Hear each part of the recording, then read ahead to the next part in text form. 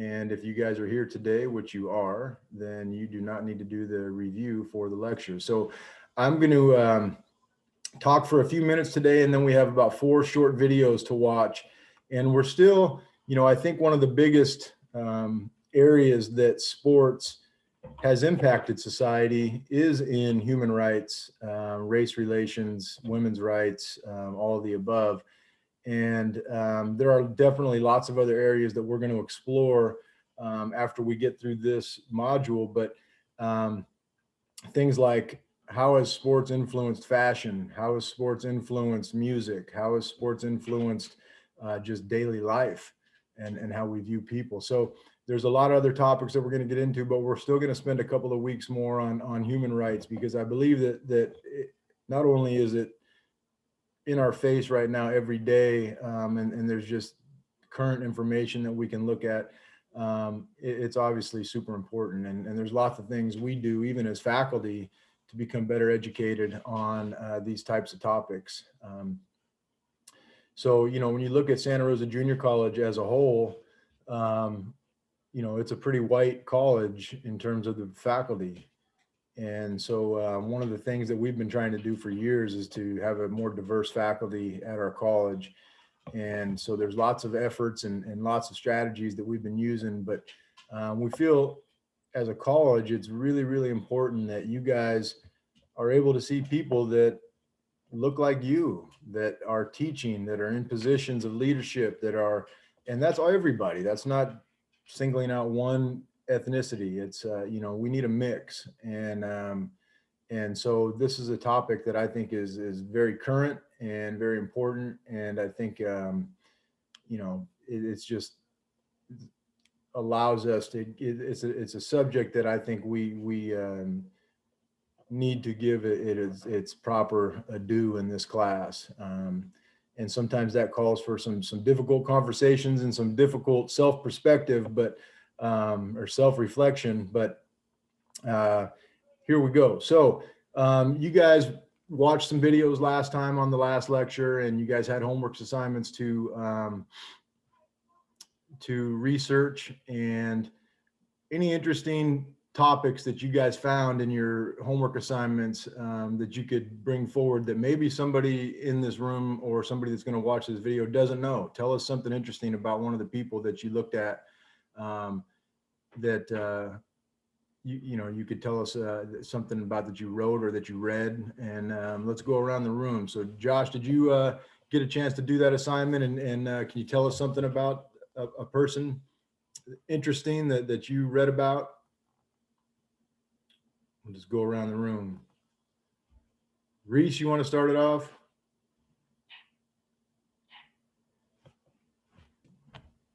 We're talking about the assignment with the farthest back athlete, right? Yeah. Okay. Yeah, I did mine on the wrestler that we watched on the first day. And the interesting fact about him was he was actually like a military hero too. And that in battle he wore like his Olympic crown. It puts a big target on his chest. Yeah. Yeah, that's, you could imagine this guy probably just beating people up in town and becoming a great soldier, and then all of a sudden figuring out his niche is to be a warrior, and that's his way to be known and have some influence. How about Anthony? You want to share something about the person you researched or somebody you know of way back when?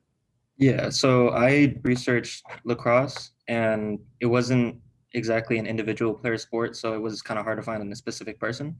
But one thing that I thought was interesting was that lacrosse used to get played on a field that was up to 2 to 3 miles long.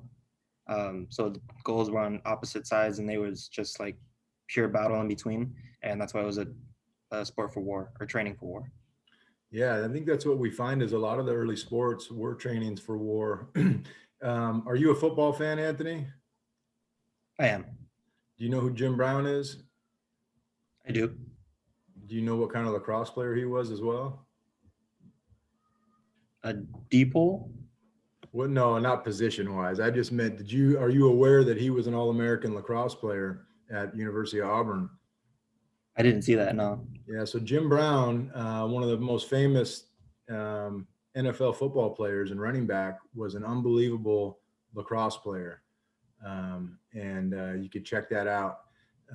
You might find that interesting to see the crossover even way back then, because he's a guy that you could study and definitely impacted social movement in our country.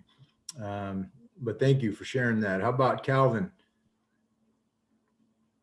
I did mine on, I can't really pronounce his name. I'm not sure if it's Correvius or Coribus, but he was the first person that won the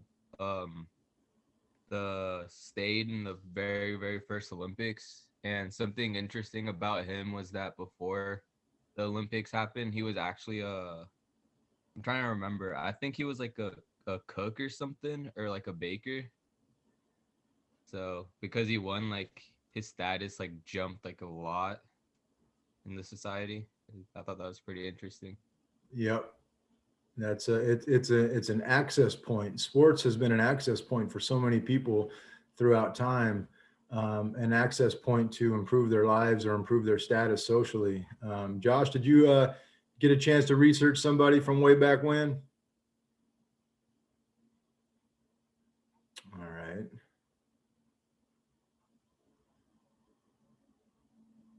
Oh, he's got Wi-Fi problems. Okay, I see your. Oh, you can hear me? You can hear me? Yeah, I can hear you now. Yeah. Okay. I didn't hear what you said. My Wi-Fi has been going in and out all morning. It's driving me crazy. That's all right, man. I was just wondering if you had a chance to do the assignment and research somebody from back in the day and tell us something interesting about them. What's crazy is when I did the assignment, I was trying to get information about somebody from back in the day, but I was confused and I ended up just doing Fritz Pollard. Oh, that's all right. But I found like tons of interesting information about Fritz Pollard. I learned that he was actually like the first African American owner in the NFL. Well, not owner, but a head coach in the NFL. He played for Frank Need, and it's crazy because when he first met Frank Need, you know, back in those days, there was a lot of like racial things going on, and the dude who owned the stand where he had to meet him didn't even recognize him from like the newspapers because he played for Brown University in Rhode Island, and he was like, I think he played in like the Rose Bowl. They won the Rose Bowl in 1916, I think it was. I think I got my notes here. And he also played against Jim Thorpe in the game against Jim Thorpe. And I thought I played defensive back. So I know everybody knows about the defensive back award of the year in college football, Jim Thorpe. So I never knew that. I never knew like exactly who Jim Thorpe was. So that gave me more clarity about him. And he also started his own football team, the Brown Bombers, for a little bit. So that was like interesting about him. So yeah, he took Joe Lewis's name, or maybe he was the first Brown Bomber. Joe Lewis was the next Brown Bomber.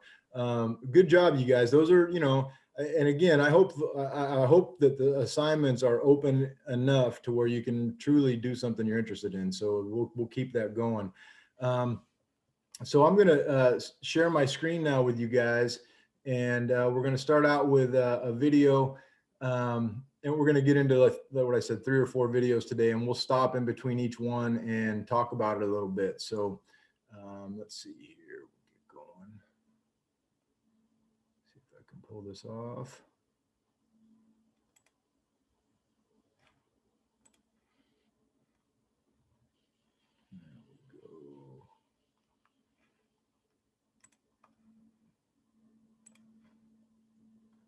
As staying in your own lane in sports. Can you guys all see it and hear it? There's no such thing as staying in your own lane in sports. You're engaged in politics. A black American athlete smashes the theory of a Teutonic super race. His name is Jesse Owen. There was no such thing as a civil rights movement. Robinson quietly endured constant ridicule and abuse. As the national anthem played, Smith and Carlos raised their fists and ignited a worldwide controversy. Get that son of a bitch off the field right now. Out. He's fired. He's fired!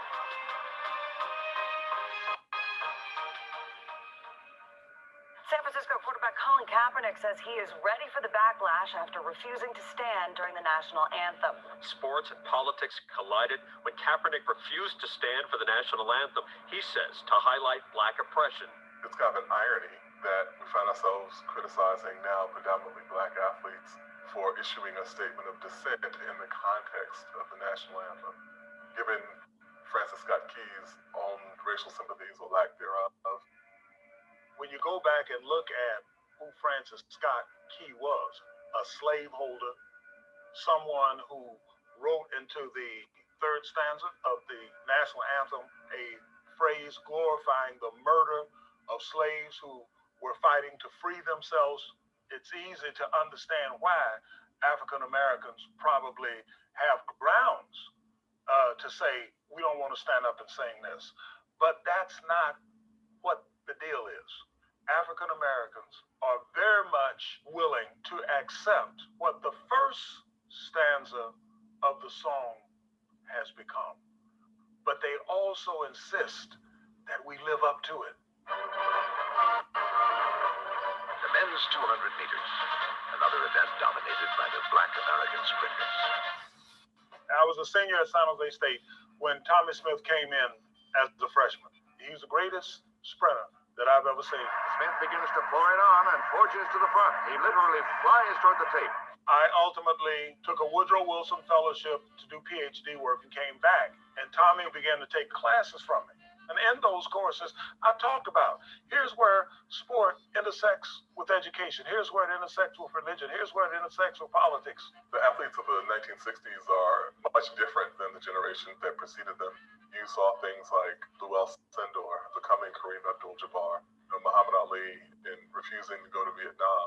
The real enemies of my people are right here, not in Vietnam. In 1968, we had already determined that we're going to organize a movement to focus on the Olympic Games for purposes of bringing to the forefront in the international arena issues of freedom, justice, and equality for black people in this country. Because up until then, the prevailing notion was that black concern with civil rights stops at the water's edge. We don't air our dirty laundry before the world. Our churches were being bombed. Our little girls being killed, our leaders being shot down, while they had black athletes going abroad as goodwill ambassadors to sell the American system. People forget that those Olympics happened just a few months after Martin Luther King had been assassinated. All over America, black ghettos exploded in rage and grief. We want to send the message that we are determined to fight this struggle. We may not be able to get to the forum in the United Nations, but we can get to the Olympic podium. It was widely interpreted as a provocative black power gesture. And in retaliation, Smith and Carlos were thrown off the team and told to get out 2 days later. They were booed by the Americans who were down there in Mexico. Then when they got home, of course, there was a tremendous reaction. The death threats came rolling in. I was fired from my teaching position at San Jose State.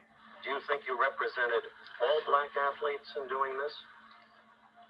I can say I represented Black America. It wasn't simply a reflection of black militancy. It was pointing to the duality of being asked to perform on the world stage as good, loyal Americans in a society that had blood on its hands for the assassination of the foremost articulator of African-American claims to democracy and freedom. You'll never see me stand up and tell this thing, national anthem represents me. Right now, and so, in a way, that's the kind of distillation of the position that African-American athletes had been in from the very beginning.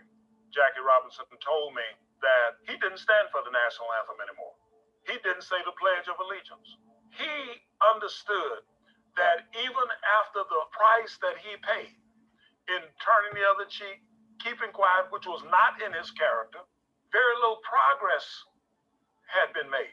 I think they've got to do whatever they possibly can, but we cannot exclude any means except violence.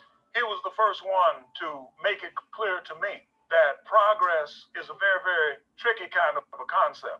At one level, it's a lot like profit. It comes down to who's keeping the books. Ever need to rent a car fast?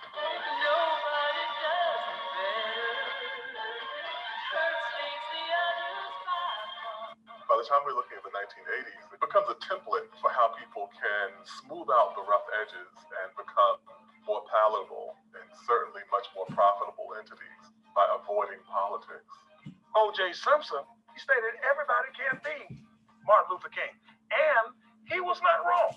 If Larry Bird doesn't have to stand up for every hick in Frenchley, Indiana, or every poor white guy or woman in Appalachia, why should O.J. have to be representative of every black person who's struggling under racism in this society? Are we really talking about exchanging black orthodoxy for white supremacy? Yo, Mike, what makes you the best player in the universe? Money's gotta be the shoes. Shoes. You sure it's not the shoes? Sure, Mark. What about the shoes? Michael Jordan's arrival as the most identifiable American on the planet, possibly. It's not coincidental he achieved that level of global stardom as being among the least political, least outspoken African-American athletes in that tradition. It became possible for somebody like Charles Barkley to say, I am not a role model. that actually became part of a commercial. Don't expect me to do anything or be anything for your child. I'm just here to dine sumptuously at a table. Quick commercial break. Sorry, guys. Trying to savor the moment because it's not going to last forever. That first sip of coffee, it energizes me to make as big of an impact on their lives as I can.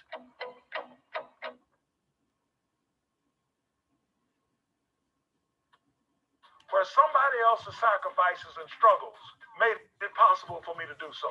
In 1990, when Harvey Gantt ran against noted segregationist Jesse Helms in North Carolina, Jordan refused to weigh in and refused to endorse Gantt. The dictates of the market were more important than the dictates of civil rights, at least in his own personal calculations. That really became the mold for a generation of African-American athletes.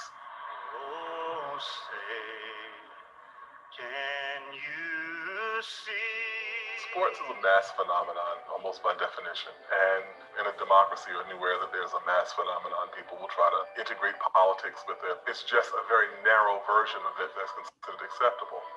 After September 11th, we saw a particular version of American patriotism, heavy-handed symbols of Americanism, and interestingly, American military culture in particular.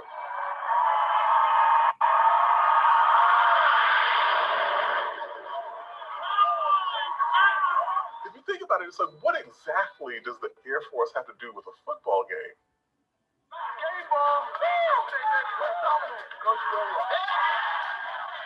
In 1985-86, Bill Walsh, who was also a San Jose State graduate, brought me on to the 49ers to counsel and put together programs for athletes. He was aware of my history, so he knew what he was getting, and he said, where I want you more than anywhere else is in the locker room. We have a demographic transition coming where you have a majority blacks on the field.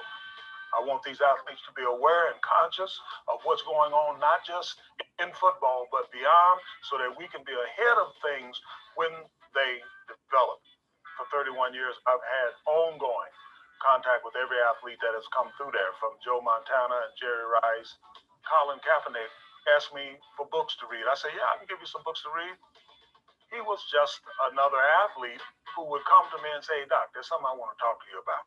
This country stands for freedom, liberty, justice for all. And it's not happening for all right now. I think that what's happened now with the current generation of athletes is that we have been inundated with video of people being killed by the police under, at best, questionable circumstances. And we've seen it again and again and again and again and again.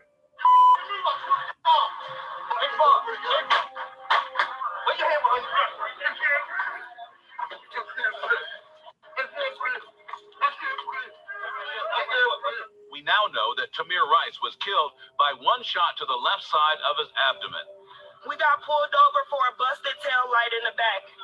And the police, he's covered. He ain't killed my friend. there's always been pressure, particularly from African American communities, saying that people who had a platform should speak out on behalf of those communities. Between about 1974 and about 2008, there was no ideology framing up the era. There was no movement. At the end of the day, it's inevitable that these waves will come along. Why? Because it is embedded in the very cultural and historical fiber of American society. You cannot disrespect our country, our flag, our anthem. You cannot do that. There's a political calculation and there's a political profit to be reaped, whether it is the deliberate or unintentional misinterpretation of this dissent to be anti-American.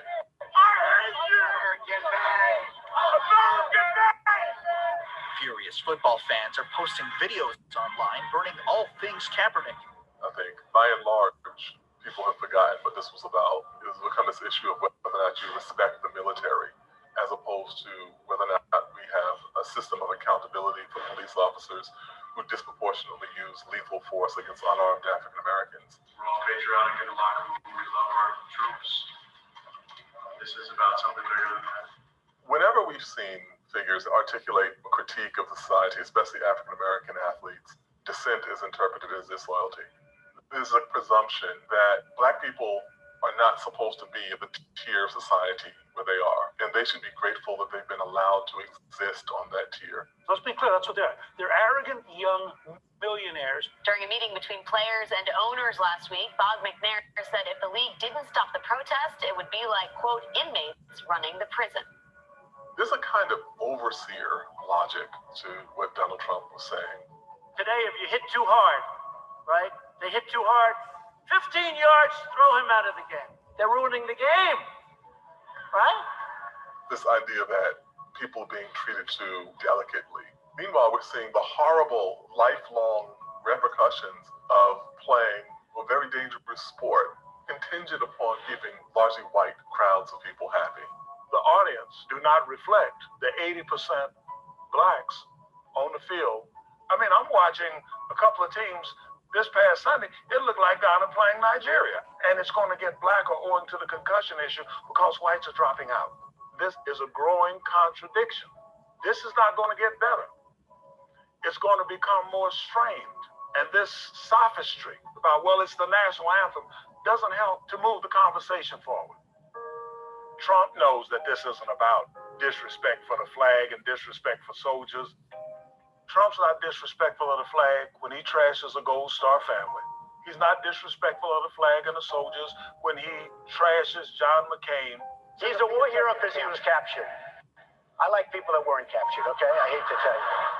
But when Colin Kaepernick takes a knee, when Malcolm Jenkins raises a fist, they don't want to deal with that. So they say, you're disrespecting the flag. We're better than that. And we have to do better. The NFL has agreed to commit $89 million over the next 7 years to social justice causes considered important to the African American community. Kaepernick remains unsigned, leading some to suggest that he's being blackballed for his controversial protest. For the people who take these stands, it often entails a significant degree of personal sacrifice. But I think it's the thing that people do out of a sense of a broader humanity.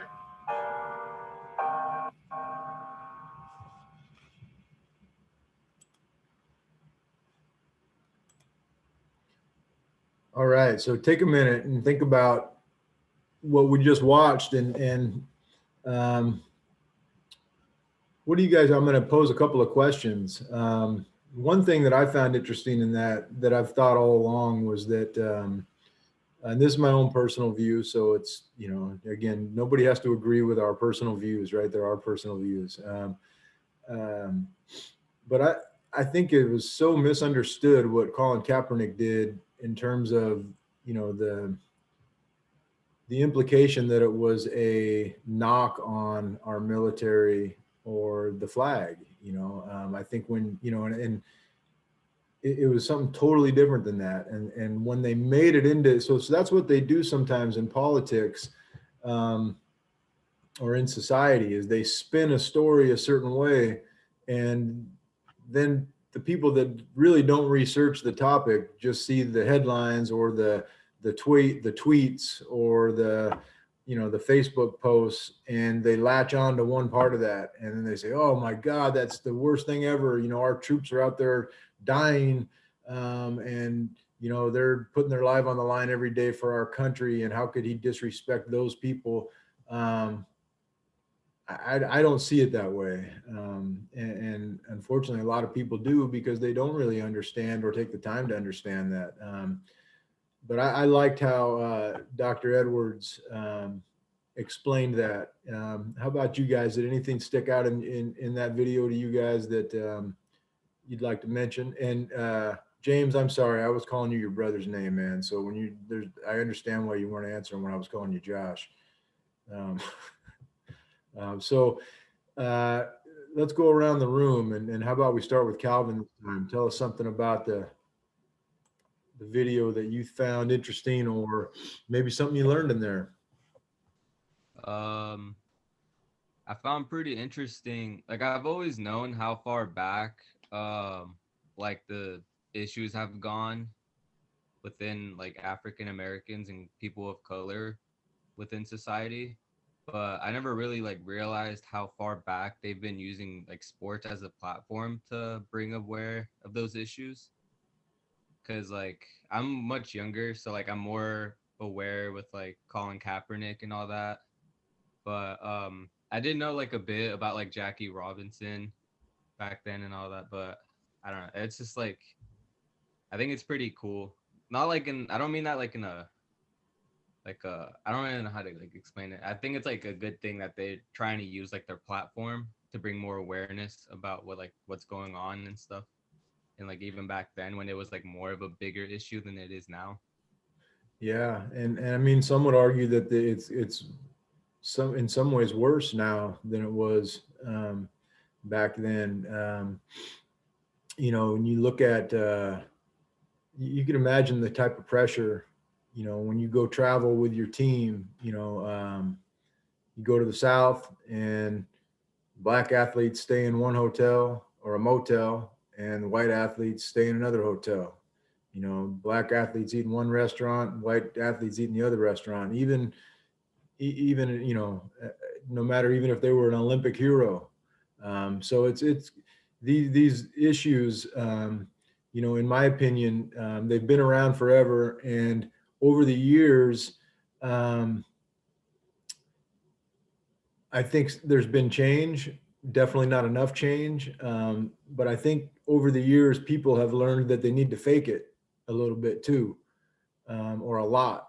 I mean, as a faculty member, we go through trainings, mandatory trainings all the time that, you know, are diversity trainings, or you know, harassment trainings, or proper language trainings, because language is changing all the time, and what was politically correct 5 years ago isn't politically correct today, and what was politically correct 20 years ago or 30 years or 40 years ago definitely isn't politically correct today. So what I think has happened is, I think these issues are still massive issues. But what's happened is, people that are racist have learned, well, they learned for a while, and then I'm going to make a point here. I'm going to loop this around, but I think that people that have racist issues or bigot issues, they've learned to play the game, right? If they say, look, man, if you use the N-word, we're going to fire you. Okay, well, that person's probably not going to use the N-word at work. But does that do anything to change how that person feels inside? You know, and so probably not. So in a lot of ways, I think political correctness gave people a shield to hide behind. And I'm not a politics guy, and I'm not a Trump supporter, but and I'm not going to talk politics too much in this class, because, but if you had to find one positive in the last 4 years in regards to the subject we're talking about right now, I think that Donald Trump empowered racist people to feel like it's okay not to be politically correct. And that may seem like, well, why is that a positive? Well, it's a positive because it opened up people's eyes to realize that this stuff is still happening. And just because somebody can go to work and play the game and call somebody an African American at work and call them something different at home, you know, that still happens big time. And it just happens in different ways. People got smarter about how they were going to do it. You know, a couple of months ago, well, we just had a meeting the other day, and I think I'm going to share the presentation with you guys maybe next Zoom meeting. But talked about equality and you know, what is equal, you know, and so I think, like I said, I think people got smarter, they got wiser, they found different ways to do that. But a couple months ago, I was in a meeting and I heard a lady who is Japanese and Hawaiian talking about how she bought a house in Santa Rosa, and she's a teacher at the college, and she was looking back at the old, like the original deed to her house, or the title to her house, which is like a receipt, you know, and so it outlines everything in the house and the property and all that stuff. And written in the deed was that this house can never be sold or occupied by people of color. And it inspired me to look at the deed to my house, because I lived in an old house. And what you'll find, a lot of people don't realize it because it's way back in the document. And when you buy a house, there's literally like hundreds of pages that you initial, and they say, oh, this is standard, this is standard, this is standard. And some of these still exist in properties right here in Santa Rosa. And you could imagine, you know, Santa Rosa is like, I wouldn't say it's the most diverse place, but it's probably the most accepting place of diversity that I've ever lived. You got everybody in Santa Rosa or Sonoma County. I mean, every kind of person you could imagine, and some people that you didn't even know existed live in Sonoma County. And people are generally pretty cool about it. Now, racist people still exist, of course, here, but you could imagine what you know, those same titles or deeds to the houses look like in other states, like in the South, you know. And so it's, you know, another thing that we look at, you know, where people got wise, and you think like, it's hard for me to believe or accept that people are that devious that they would think that far into the future to set up a system that would continually keep somebody down. But do you guys know what redlining means? Have you ever heard that term? So way back in World War II, I believe, and guys, I'm terrible with dates. So basically I'm talking about concepts here. So don't hold me to these dates, but it was back in World War II.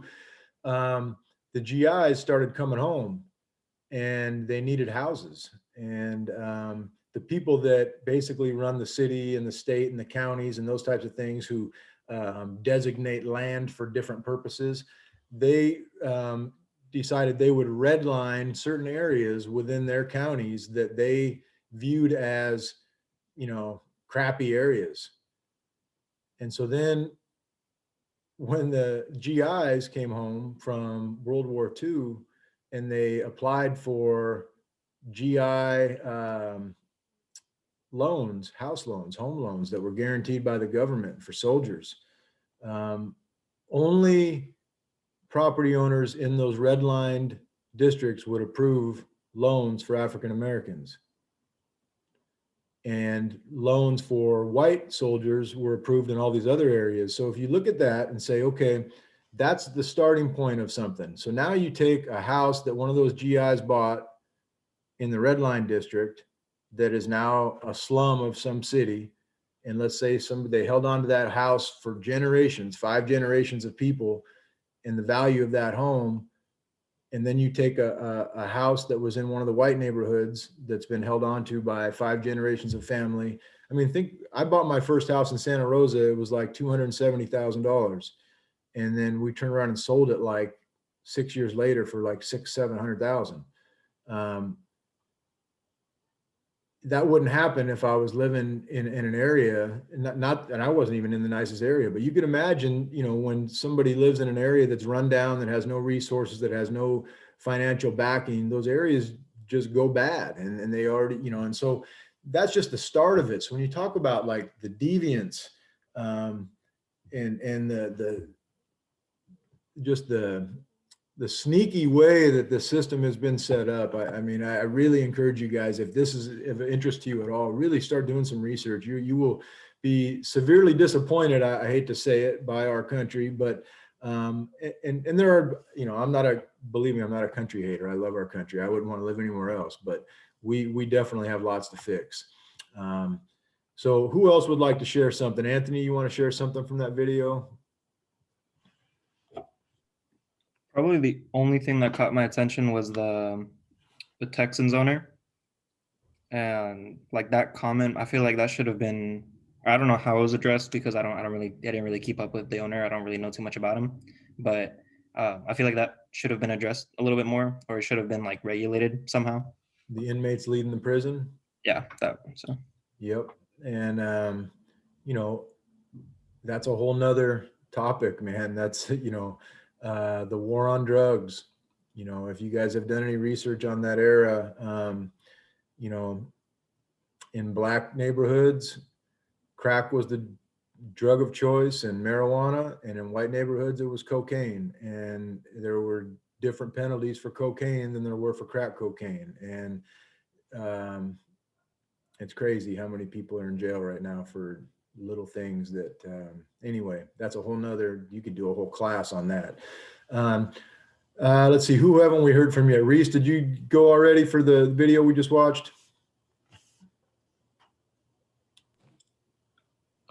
I just think, similar to what you said in the beginning, that it's just lack of education and lack of research, that, yeah, people read a headline and make their assumptions off of that instead of listening to what exactly the person said and then doing research off of that. Yeah. And I just think that there's so much of a double standard of what's acceptable by certain people and not by others. And you could say double standard, or you could say racism, but I mean, yeah, it's crazy to see some of the lengths that people will go to keep another group down. Yeah, it's pretty sad and it's disappointing, like I said. And I can, you know, I think for white people, for white men like myself, you know, I think a lot of people have a hard time not understanding something, you know, and admitting that they don't understand something. It's okay to not understand something. Like, James, I'm never going to understand what it feels like to walk in your shoes. You know, I would say of my 30 years of coaching, diverse rosters, all my years of playing, I had an adopted brother that I shared a bed with when I was a kid because we lived in a real small house, who was black. I mean, my wife is black, my son is black. Obviously, you know, half my family's black. My father-in-law was a Black Panther and was a soldier in Vietnam. I think I have some understanding of the challenges that Black people have to go through. But even with all that exposure to friends and family and just people that have literally walked the walk, there's no way I'll ever truly understand what it feels like for my wife to walk in a room when she's the only Black person in there. And, you know, when she'll say, oh man, these people are, you know, everybody's staring at me, you know, and then I'm going, what are you talking about? I don't know, what, you know, I don't even see it. You know, the other day we went golfing in Sebastopol, which is, this is not a knock on Sebastopol because I live in Forestville, but Sebastopol is like Hippieville. And we went golfing at the Sebastopol golf course, my wife, my son, and myself. And my wife hit a ball in the other fairway, and there was like 6 dudes walking up the fairway drinking beer, loud, all white guys. And so I walked over there and said, hey, you know, I just tried to break the ice because I just kind of sensed like they were going to say something stupid. And so I went over there and said, "Hey, is this your ball?" I knew it was my wife's ball, but I said, "Hey, is this your guys' ball? We're sorry we hit into your fairway, blah, blah, blah, blah, blah." And so I picked my wife's ball up, walked back over to our hole, and she was pissed. And I'm like, "What? Don't worry about it. You hit a bad shot." She's like, "I'm good. I'm good. I'm good." You know, and when somebody says that, they're not good, right? So we finally get to the next hole. I go, "What is going on? Like, what's the deal?" And she's like, "Well, I don't want to say anything because I knew you would have done something. But those guys were talking." And I go, "What'd they say?" And she said, "Oh, they made some racist comment and made some comment about me. And I mean, that was like 2 weeks ago, and so it's there, man. And people that don't, people that need to understand, that's a problem. You will never understand, like Anthony and Calvin and Reese, no matter what color you are. I'm never going to understand your perspective 100%. I've not lived your life. And so I think what a lot of people need to do, and all races of people, because we're all trying to understand each other, which is going to make things better for everybody, but it is okay to not understand. And when I was in college, the Rodney King riots happened. And at that time, a lot of our Black players, they wore these pendants. There was like a leather necklace with a leather pendant about this big, and it had an Africa symbol, and it said, "It's a Black thing you wouldn't understand." And I would look at guys and go, "What does that mean? What do you mean it's a Black thing? Why can't it be an everybody thing? And what do you mean I don't understand? I've struggled in my life. I didn't come from riches." And man, it took me a long time to understand that I didn't understand, and that it was okay not to understand. I was like, well, I'm not racist, and you find like you do have some stuff in you because it's part of your surroundings, and sometimes that absorbs into you and you don't even know until you really look in the mirror and think about some of the things you say and some of the things you do and how you treat people, and you go, wow, I don't understand. You're right. And maybe that is a Black thing, or that's a Latino thing, or that's a whatever thing. And you're right. I'm not going to understand that unless I walk in your shoes for your lifetime and experience everything you've experienced. So I think those are great comments, you guys, on the videos. And we're going to move on to the next one now. So I'm going to share my screen again.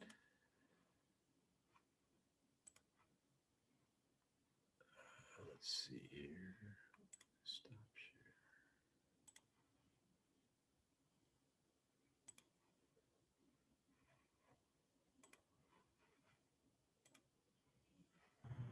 Hey, Mr. Wagner.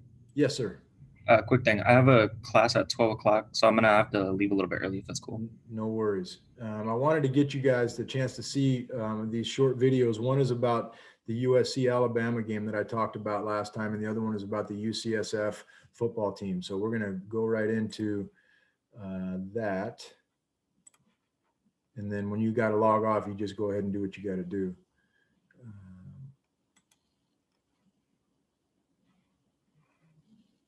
How to stop buffering issues anywhere, anytime, instantly. Internet providers don't want you to know about. You guys all see that okay? 1954, Brown versus Board of Education overturned the separate but equal policy in schools, and the 1964 Civil Rights Act ended public racial discrimination. But although the federal government mandated integration, attitudes hadn't changed. And in the South, Jim Crow continued to haunt college football. As late as 1969, the southernmost teams in the SEC were still completely white. Look at that Alabama picture. From the South were they either had to play at the historically Black institutions, or if they wanted to play in the major universities, they had to go out west or go up north. So a lot of talent was leaving the Southeastern Conference. The South was starting to see some of their programs go down a little bit, but the University of Alabama maintained their dominance. They won 3 national championships in 1961, 64, and 65. Should have won in 66. So what this did was it created in the minds of Alabama football fans and fans of the SEC the idea that you didn't need to desegregate. Not only was Alabama enjoying success with all-white football teams, but the state was governed by a man who deliberately played the race card to win his election, and who kept a close public relationship with Coach Paul Bryant. Clearly, that was George Wallace's way of advertising, see what an all-white football team can do. What we didn't know was that the relationship between Bear Bryant and George Wallace was very uneasy. That in fact, Bryant had been needling and pushing and probing, trying to integrate the Alabama football team for many years. We were conspiring as much as we could without rattling the governor's situation. And I think that speaks well of Coach Bryant. We're a state institution. The governor is not ready for integration yet. A lot of our funds come from the state of Alabama, from the capital, and we would like to be successful, but we're going to hurt the general public, the students and the faculty. Despite championships in the early 60s, the racial factor was beginning to hurt Alabama's stature. Bryant's team finished the 1966 season unbeaten and untied, yet placed 3rd in the polls. The nation was simply not going to reward an all-white team that had become the flagship for segregation. By the late 1960s, the Crimson Tide was turning, and after a subpar 69 season, they were no longer reminiscent of a championship team. In 69, there were people calling for his resignation. He said the game had passed him by. It was time for Coach Bryant to go. But we knew we had to get bigger, stronger, faster players. And a large majority of the bigger, stronger, faster players were black. He did have an African-American on the team, but he was a freshman and didn't dress. Wilbur Jackson, I think it was coming. Coach Bryant was, allowing it to happen slowly. It was finally time for Bryant to make his move, to convince people that in order to start winning again, Alabama was going to have to fully commit to integration. But to do so, he needed to set an example. The number 1 team in the 60s, USC, had a fully integrated roster, including a black quarterback and a black assistant coach. One day, prior to the 1970 season, head coach John McKay asked his assistant Craig Fertig for a lift to LAX airport for an unexpected meeting. In walks Coach Bryant with a houndstooth hat on back here. And he walked in and hi Paul, hi John. Paul, what's this about? John, how do y'all like come down to Birmingham, play us in the opener? Coach says, what are you going to pay me? He says, $150,000. Coach smokes his cigar and he says, tell you what, Paul, we'll come down and play you in the opener. If you'll come out the following year and play us in LA, and I'll give you $250,000. And I'm sitting there and they said, bring us another round here. And I sat in on history and I didn't realize it at the time. On September 12, 1970, USC met Alabama on Legion's Field for what would become the first integrated college football game played in Alabama. I listened to that game on radio, and of course, we all know Southern Cal had a bit of a field day in that game. Sam Cunningham just ran up and down the field. We played 8 linebackers trying to find one that could tackle him, and we never found one that could tackle him. Cunningham ran for 135 yards and scored 2 touchdowns on only 12 carries. The final score was 42-21. Crimson Tide had lost the football game, but was starting to win the war on segregation. Bryant reacted to this game by shaking John McKay's hand at halftime and thanking him for bringing his team all the way out to Birmingham to help his program, quote, help our program, end quote. That sort of signaled the beginning for recruitment of African-American players in the Southeastern Conference. And I know a lot has been written, a lot of speculation, but I don't have any question in my mind that it was all planned by Coach Bryant. He's got a spot in Alabama like Martin Luther King does in the world. He left a legacy that will never be matched.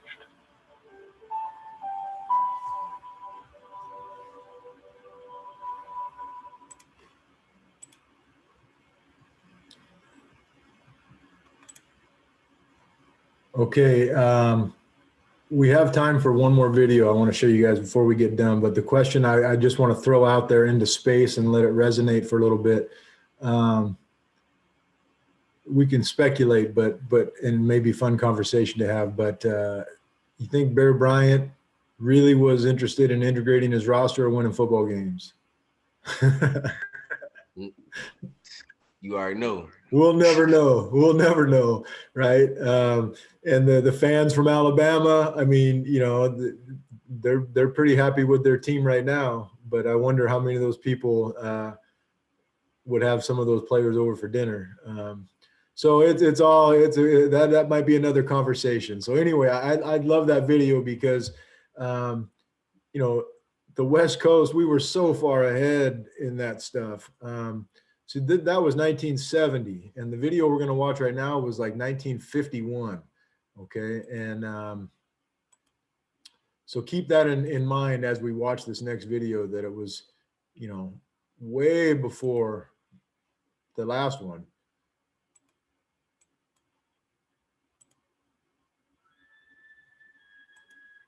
Oops.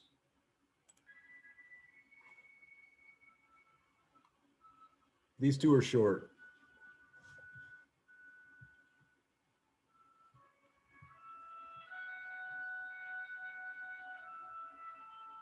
The history of college football is packed with stories that led to their teams, coaches, and players that made the game a spectacle.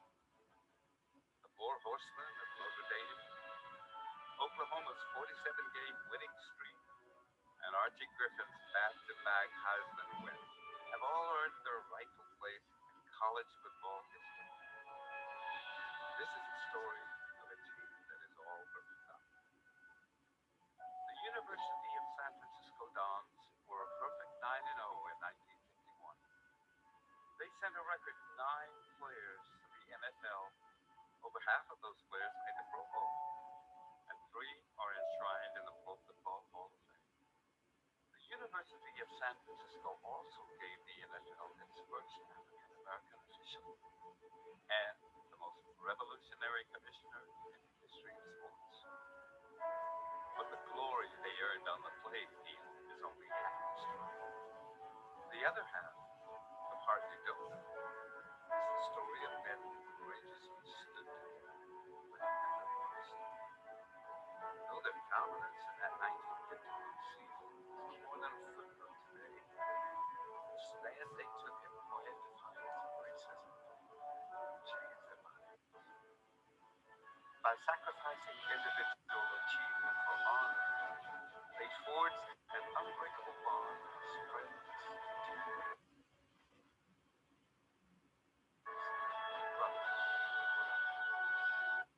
This is their story.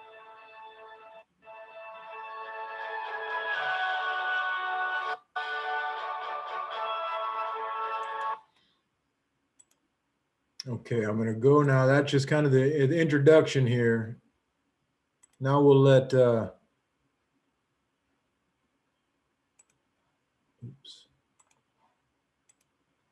we'll let Morgan Freeman here give us the scoop.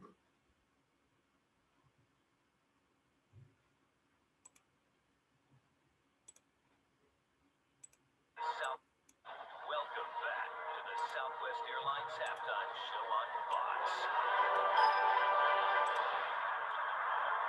Tonight, Tostitos is proud to present the remarkable tale of the 1951 University of San Francisco Dons, whose courage and brotherhood remind us that college football is not only a game, but a reflection of the true human spirit. Academy Award-winning actor Morgan Freeman has their inspirational story. In 1951, the University of San Francisco Dons accomplished one of the greatest seasons in the history of college football. The coaches and players were told a postseason invitation would be extended if they agreed to one stipulation: leave their 2 African American players at home. When we heard that we couldn't bring our 2 African Americans to play in the bowl, we said, no way, no way.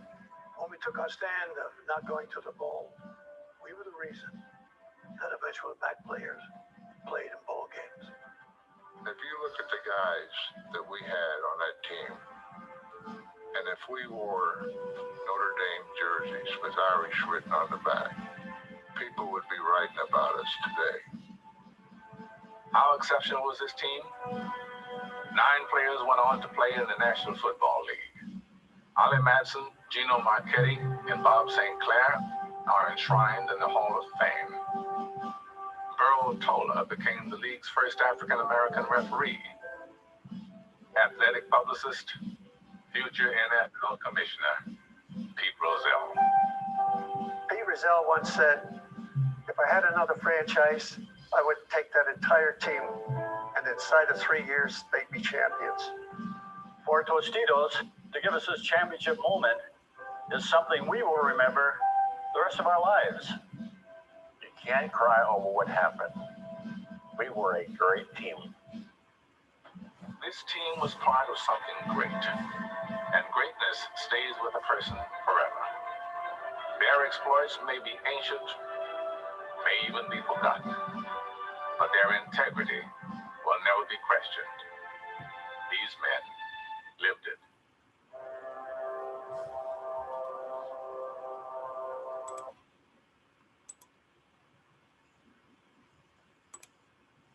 All right, pretty awesome team. You know, a couple of the guys on that team are from Santa Rosa. Bob St. Clair, who passed away, is from Santa Rosa and used to come talk to our team every year. And Dick Colombini, who was on that team, still runs a construction company in Sonoma County and is a big supporter of our football program.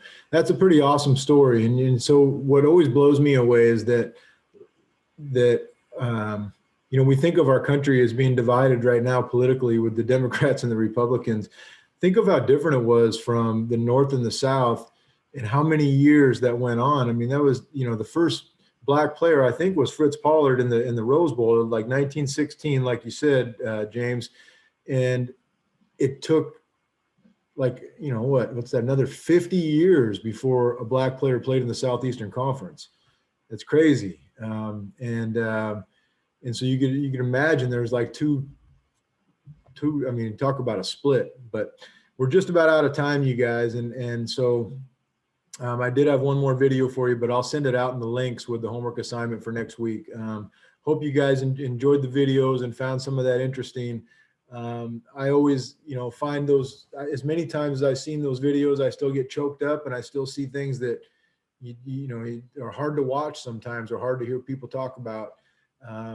But just awesome examples of great people and they're and that we're doing big things and making big sacrifices. You can imagine if you're a senior in college, you've been at that college for 5 years, your senior year, you go undefeated, you get invited to the Orange Bowl, one of the biggest bowl games in the country, and you're trying to get in the NFL. And how big are bowl games for guys trying to get in the NFL? They're huge for a lot of guys. And so there was tremendous sacrifices to just end your career that way, you know, say, no, we're done.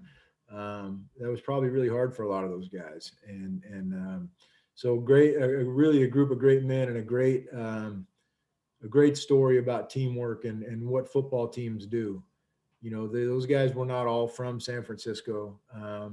And they definitely did not come from the same walks of life or the same neighborhoods, but that time that they were together, they were brothers and they were all the same. And that's pretty cool. So it's nice to see examples of that. Like most of the time we look at stuff back in the history and everything was bad, it seems like, but even back then there were some pioneers and people that weren't afraid to deal with the criticism that they might have to make things right or try to help make things right. So that's all we have today, you guys. I appreciate you guys being great listeners and great participants in the discussions.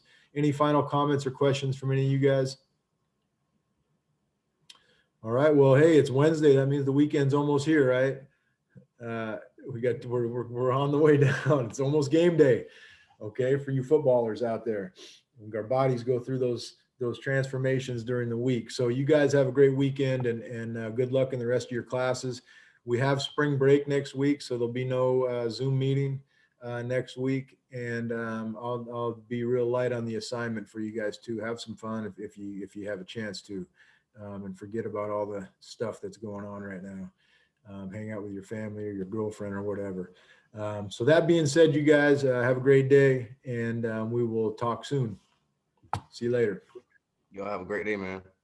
Yep.